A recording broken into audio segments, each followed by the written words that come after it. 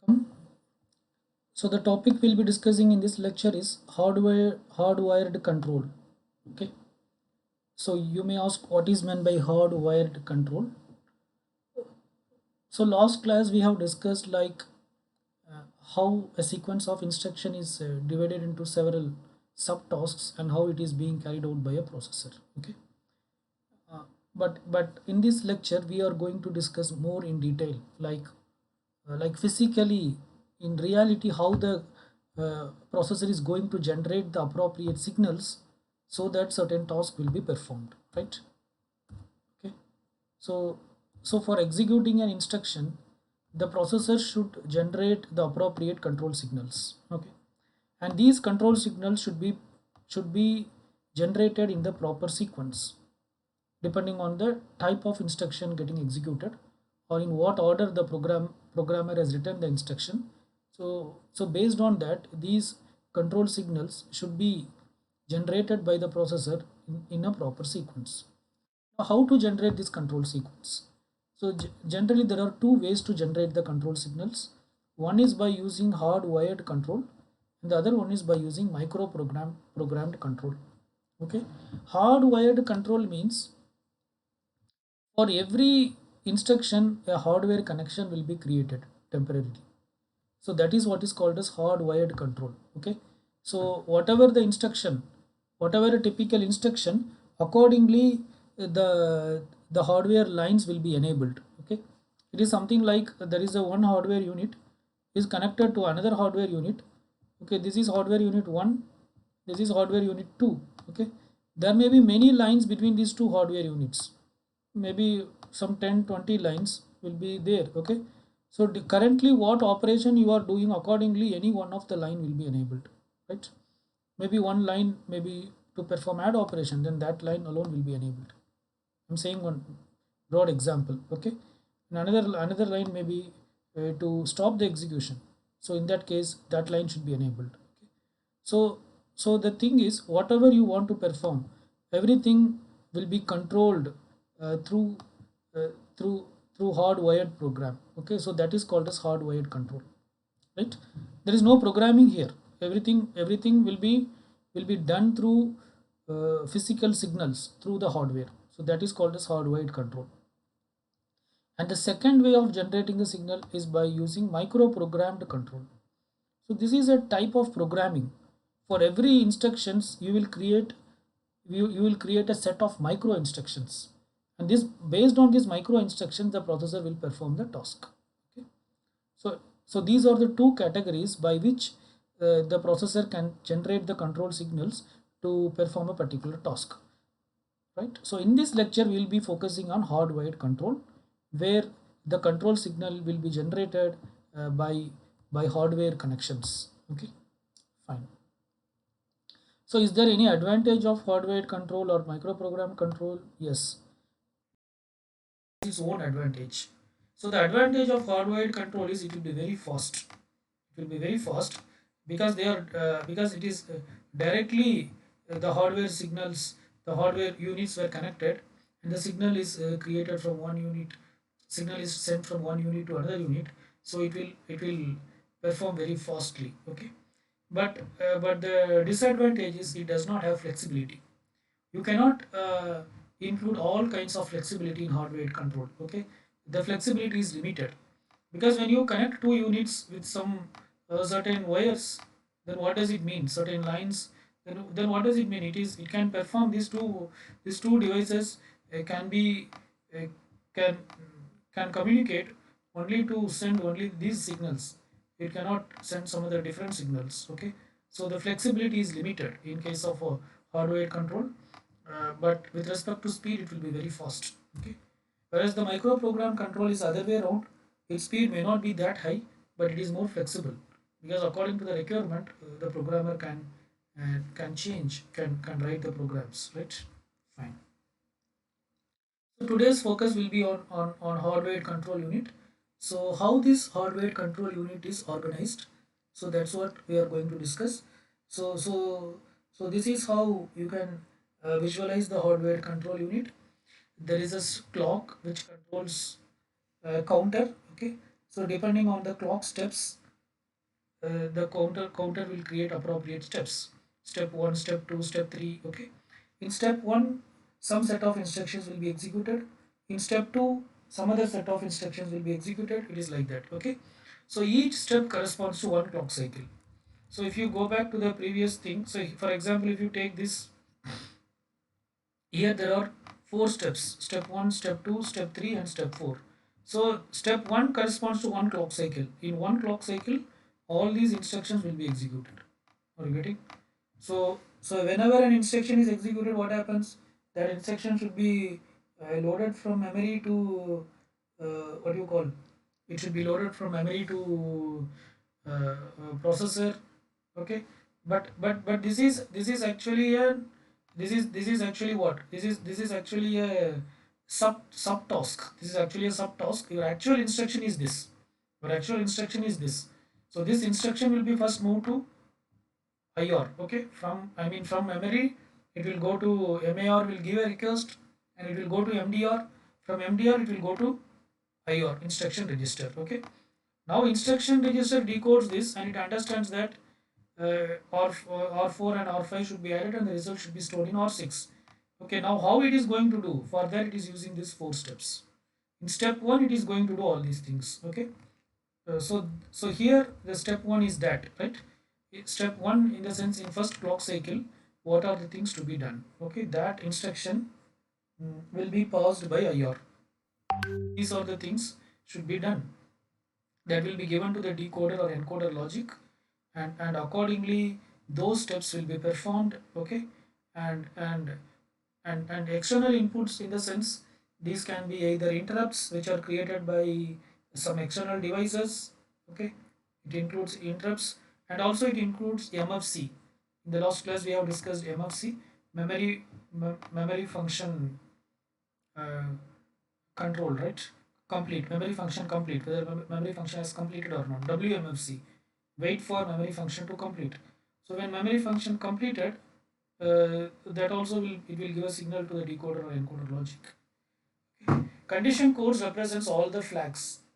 In one of the previous lecture we have discussed different types of flags, like overflow flag will set whenever there is a overflow when you perform multiplication, right? And carry flag will set whenever there is a carry. Negative flag will set when you add or subtract two numbers.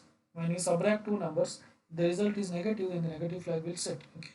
So this condition code represents those flags. Sometimes this flag values also may go as an input, right? and and depending on whatever the instruction that is getting, so IR can give different instructions to the decoder. Okay, so whichever the instruction so it has many lines, you can see it has many lines, so each line will represent one instruction. This may represent one instruction, this may represent some other instruction. Okay, because it's a hardware control, so like that there may be n instructions, each of these will represent one instruction. Okay, so if it want to perform instruction K, then it will enable only that line. Remaining all lines will be disabled. Okay, and the decoder will then decode and it will understand and it will perform that. Okay, right? So in a typical microprogramming or a microprocessor, if you see, there are how many, the number of instructions were limited, right? Like add, multiply, divide, you can count. So for all the possibilities, the instructions will be available here. Right? So this is how it is working. Fine. Okay, so accordingly, any one of the instruction will be enabled, and whatever the instruction enabled, that will be decoded and it will be executed. Okay. So the in a typical microprocessor, if you see, the number of instruction will be limited. So for all the possible instructions, there will be different lines. Okay. But still you cannot say it is fully flexible. So that we discussed that one of the disadvantage of hardware control is it is not highly flexible. Okay, but its speed will be quite high.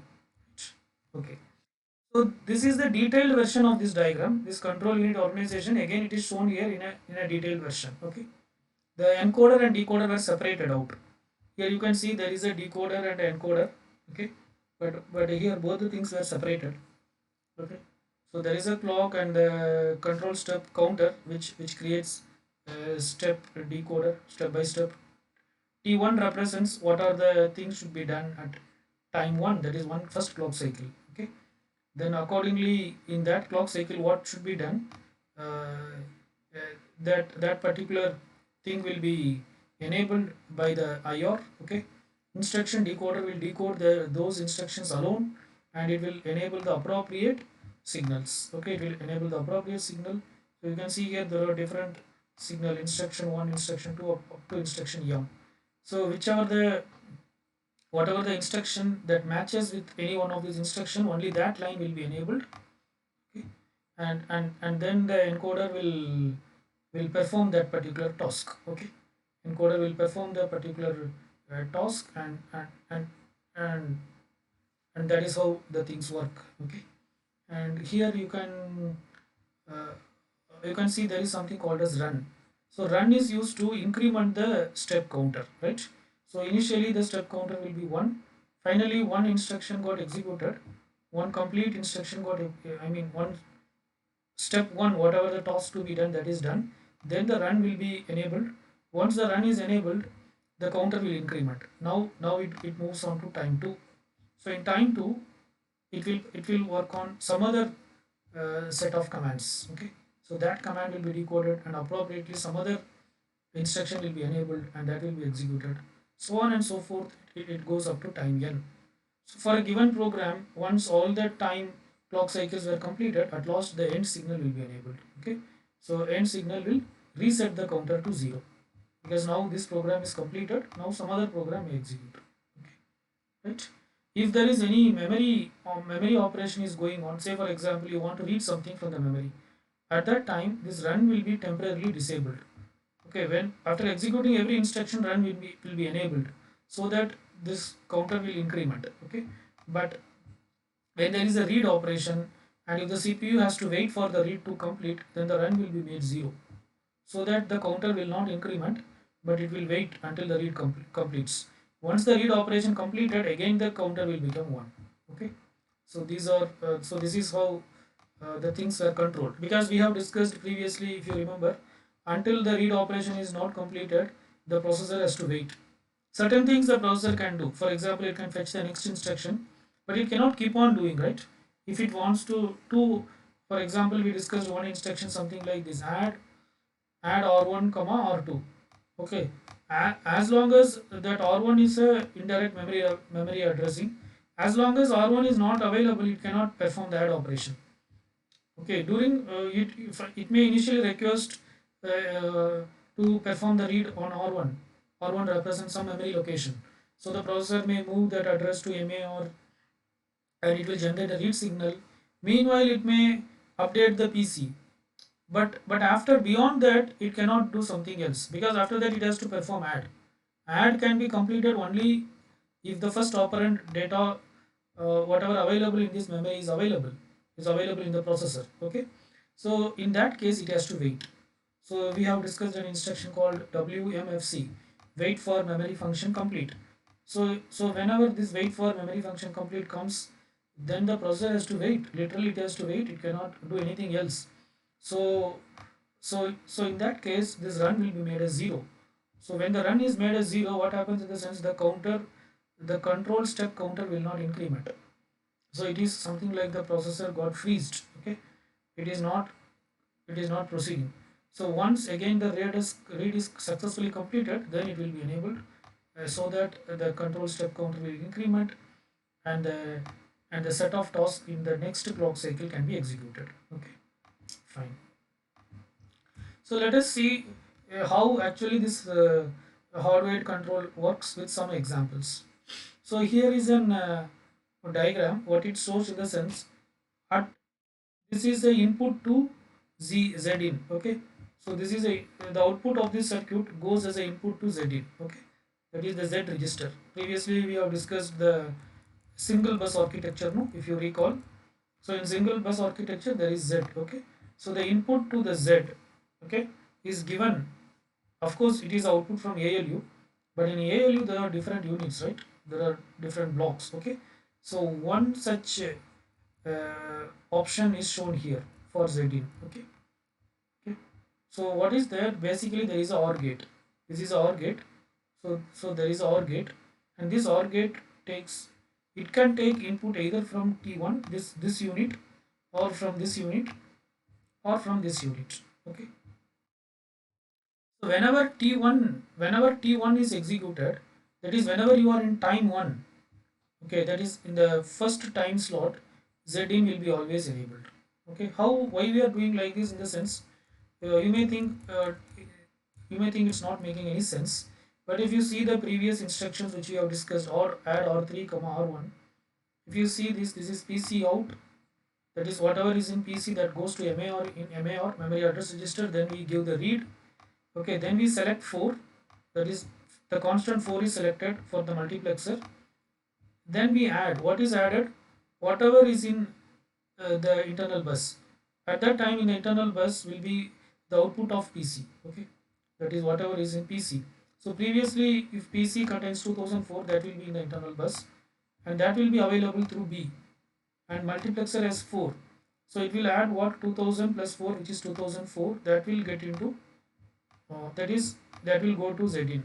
So here if you see, every time the first instruction is to read the current, I mean to move the, to fetch the instruction that is pointed by PC out, and to increment the PC. Are you getting? To fetch the instruction that is pointed by program counter. The fetch is not completed at this point. We gave a command fetch, right? And then we are incrementing the what you call, we are incrementing the PC, and that incremented value is getting into Zin. Okay, the old PC is incremented, and that value is getting to Zin. PC also not yet updated. Okay, so here also this is happening. If you see the next instruction for branch, also the same thing is happening. The first instruction is same. Okay, this much is to give a command to fetch the next instruction pointed by the program counter, and this is to update the current PC, that is add 4 to PC, and that added PC plus 4 will go to Z register. Okay, so next, here also if you see in multi-bus configuration also it is same. PC or we are moving the, I mean whatever is in PC, that is moved to memory address register, and a read command is given, and we are incrementing PC. Okay, right? So so uh, okay, so everywhere, or you leave the last case. In the last case, PC got incremented automatically. If you see this two case, in the first statement, always some input is getting into Zin. Always some input is going to Zin. Okay, that is in which step? In step 1. Okay, so that here we are saying that if it is step 1, okay, this is for single bus organization only, not for multi-bus organization. So leave the third case. So if it is step 1, that is time slot 1, Z will be automatically enabled. Okay, so whatever is in, then Z will be automatically enabled. Okay, Zin will be automatically enabled. That is because in time 1 we are going to use Zin. Okay, and in time 4 Zin will be enabled if it is a branch command. Again, why it is so? You see the branch code which we have discussed previously. Okay, this is for branch. So here we are using offset field of IR out. The offset field is added. Okay, the offset field is added with the whatever is in the updated program counter. Okay, and that output goes to Zin. Okay, so that the second, in the second case we are saying that if the fourth command, if the fourth command is a add command, then Zin should be enabled. Okay, so that is what the second command says. Okay, at time 4, if it is a, yeah, it is this one. Okay, not the, sorry, it is this one. At time 4, if at, at time 4, what is that? This is actually a, this offset, why we are using for branch instruction. Okay, so it is not connected with add, it is connected with branch. Okay, at time 4, if there is a branch instruction, then Z in should be enabled, right? So that here we got this. At time 4, if there is a branch instruction, then Z in will be enabled. That is, the 1 will be generated here. So even this is OR gate, right? So even if 1 is 1, so whatever the output, that will go to Z in. Okay. Similarly here at time 1, it will be always enabled. So whatever here, it will go into Z in. Okay. At time 6, at time 6, uh, that is for again for this particular instruction, if you see at time 6, what we are doing, whatever is in the MDR contains the first operand, that is R3. Okay, that is moved to the system bus. Okay, if that data is 15, that is moved to the system bus, and select Y contains the first operand. If it is 20, then both will be added and the result will go to Z in. Okay, so in that case 20 plus 15, that is 35, will go to Z in. So that we are giving this at time 6, if the instruction is an add instruction, then Z in will be enabled. Okay, so that's what it says. So that is what this logic says. Okay, so it means that at T1, during T1, Z in will be always enabled. So whatever the output generated at T1, that will directly go to Z in. Okay. At time 4, if it is a branch instruction, then whatever the output of that will go to Z in. Okay. At time 6, if it is a add instruction, then the result will go to Z in. Okay. So how to do that? So how that physically how that was done, in the sense, probably there may be a circuit something like this inside the ALU. So this circuit will take care of that. Okay. And that circuit, this circuit, whatever the functionality, it can be represented like this. So Z in is equal to what? T1. T1 plus, it is OR, right? So it is plus T6 into add. T6 into AND plus T4 into BR. Okay, because this is what? AND gate. Here we are using AND gate, so multiplication we are using. Okay, right? So this is how this is one example, like how a hardwired control is created, right?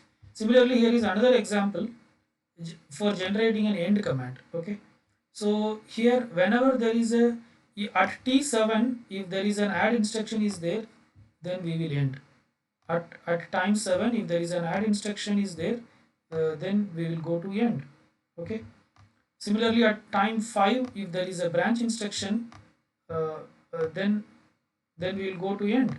What does that mean, you may ask? So again, it is taken from the previous examples. So in the first example, if you see, at time 7 we are ending. Okay, in the first instruction, at time 7 we are ending. Okay, but before that, just before that time 7, we performed an add operation. Okay, so that or add, the result of that add is available in zout. Okay, zout contains what? The result of the previous add. Okay, so at time 7, if there is an add operation, uh, at time 7, if there is an add operation, you end. So that's what the first thing means. Okay, and this and the last thing, what it says, in the sense, at time 5, if there is a branch.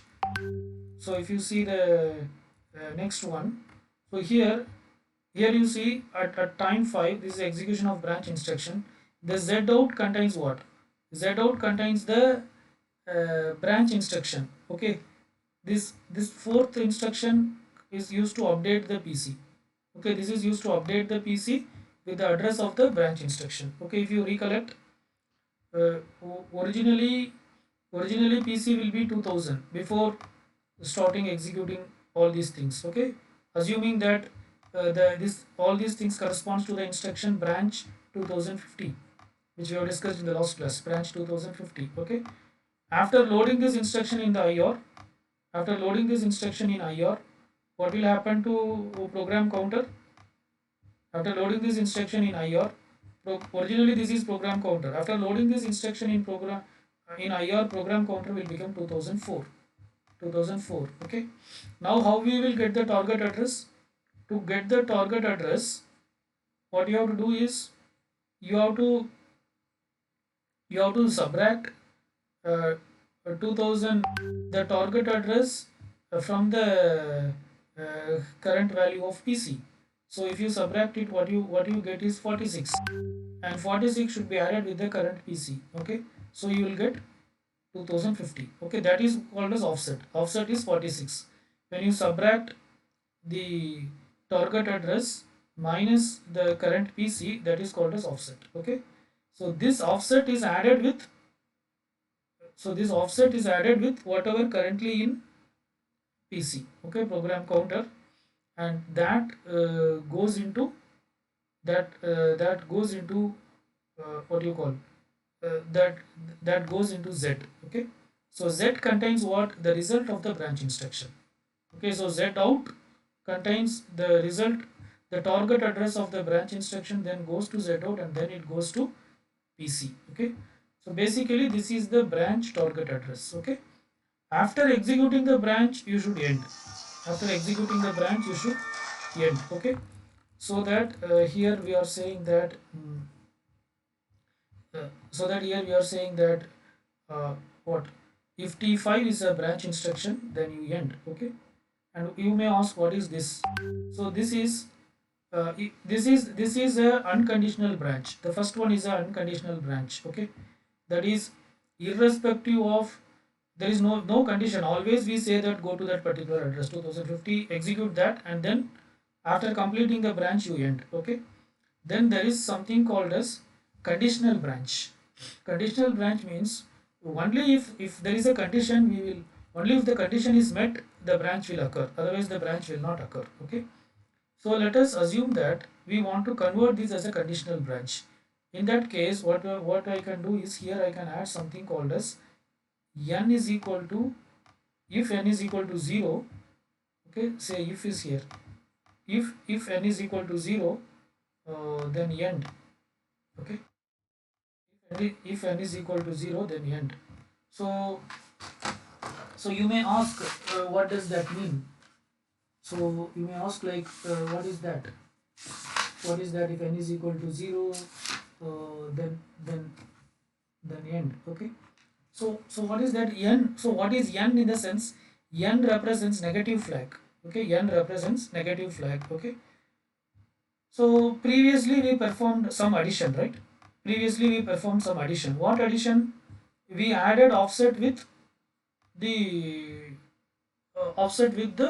PC content we added. Okay, when you add the offset with PC, always you should get a positive value. Okay, in our case we are getting the value 2050, which is the target address. But assume that when you add, you got a negative value, minus 14 you got. So in that case, something wrong went off. Okay, so it means we are not calculating the target address correctly, because target address cannot be negative. Address cannot be negative. Address cannot be negative. So we are adding one more condition to further ensure that no other problem should occur. So we are checking whether if n is equal to 0. If n is equal to 0, then we say directly end, don't branch. Are you getting? So where we are adding this, at step 4 we are adding. So at step 4 there is one more command added. If n is equal to 0, it is n is what? Negative flag. Okay, n is what? N is what? Negative flag. Okay, so if negative flag is 0, then we say that end. Okay, if n is equal to, if n is not 0, then then it won't end, then this will execute, which is to do the branch. Are you getting? Okay, so if n is 0, okay, so just understand that if n is 0, it should end. If n is not 0, it should branch. Okay, that is the logic. So how do we hardware program that? How do you do that using hardware control? So that is what this logic is. That is what this logic is. So here you can see what it is doing in the sense T4. Okay, T4, right? This is at step 4. At step 4 only we are checking whether n is 0 or not.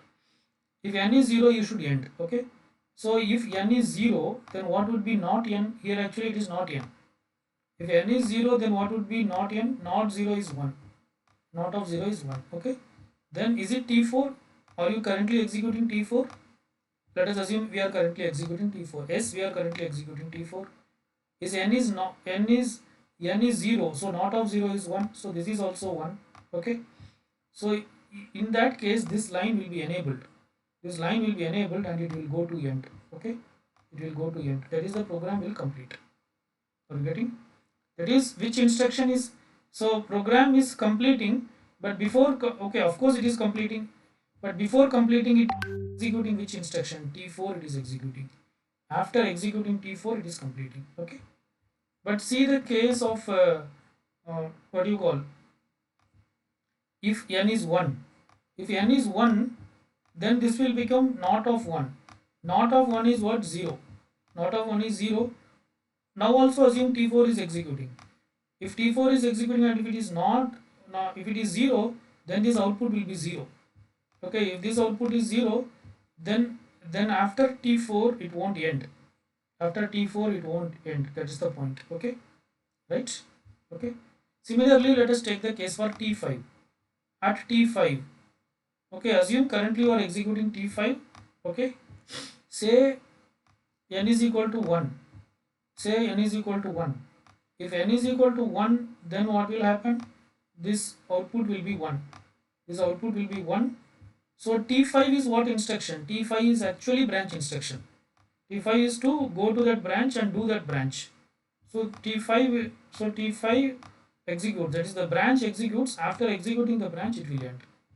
Okay, suppose if n is 0, if n is 0, okay, then this T5 instruction will not execute because the output will be 0. Okay, so whatever the output, if this output is 0, then that instruction will execute and it will end. Okay, because finally what is happening here? Okay, right, after executing only it will end. Okay, are you getting?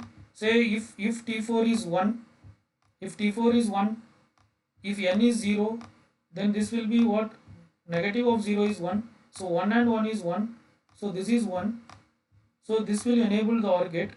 Okay, and the output is what? Output is 1, but it is enabled by which instruction? T4. So as a result T4 executes and T4 says what? End, just end. Okay, okay, but in the reverse case, if if T5 is 1, if n is also 1, okay, then in that case this becomes 1, right, and the output is 1, but output now it has become 1 due to which instruction? T5. What is T5? Branch instruction. So it will perform the branch and then it will end, right?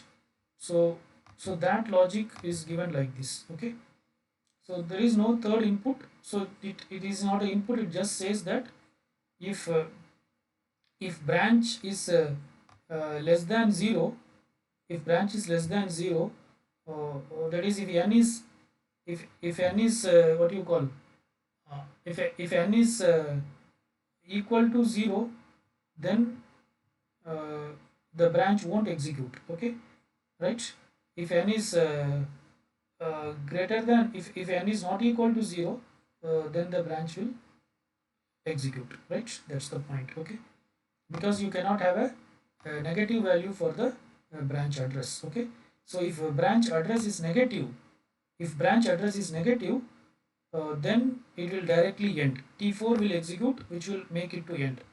If n is positive, then T5 will execute, which will execute the branch and then it will end, right? Okay, and this can be written something like this: T7 into add, T5 into BR plus T5 into n, T4 into n dash plus branch on negative. Okay, B or n represents branch branch on negative. Okay, that is negative in the sense if n is 1 it will branch, if n is 0 it won't branch. Okay, so that's the point. Okay. So a complete processor can be visualized something like this. Here some more blocks were added. So there is a bus interface unit, because there will be a bus inside the processor also, which is called as internal bus, and the bus outside the processor, which is in the motherboard, which connects memory and other devices, are called as system bus. So there will be a bus interface unit which connects the internal bus with the system bus. Okay, and most of the modern processor has two cache. There is a separate cache for instructions and there is a separate cache for data. So the first cache is called as instruction cache and the next one is called as data cache. Okay, and this instruction unit is used to fetch instruction from the instruction cache. Okay, if the instruction is available in the cache, otherwise it has to fetch from the main memory, right? And then there may be multiple blocks of integer and floating point unit for perform arithmetic operation. Okay. It is not that the processor will have only one integer or a floating point unit. It can have more than one integer and floating point unit also, so that these arithmetic operations can be done simultaneously or in a parallel fashion, right? And these are the main memory which is connected to the external bus, and these are the IO devices. Okay, so this is a more detailed view of the processor organization. Okay, fine. So that's it about hardwired control. um, so so let us stop here for this lecture. Thank you.